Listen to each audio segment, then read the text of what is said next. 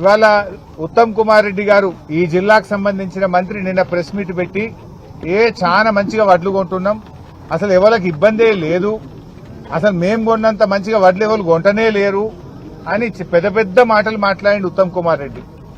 అయ్యా ఉత్తమ్ కుమార్ రెడ్డి, నేను ఎక్కడి నుంచో మాట్లాడతలేను, హైదరాబాద్ లో ఏసీ రూమ్ లో కూర్చొని నీ లెక్క మాట్లాడతలేను.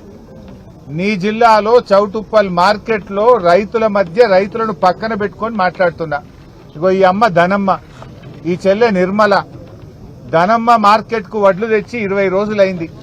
నిర్మల గారు మార్కెట్ కు వడ్లు తెచ్చి దాదాపు 24 రోజులైతా ఉంది. 24 రోజులైనా వడ్లు కొనే దిక్కు లేదు.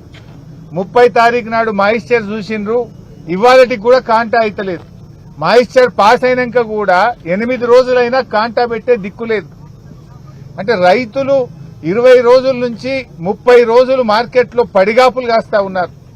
44 డిగ్రీల ఎండకు మాడిపోతా ఉన్నారు, పిట్టల్లాగా రాలిపోతా ఉన్నారు.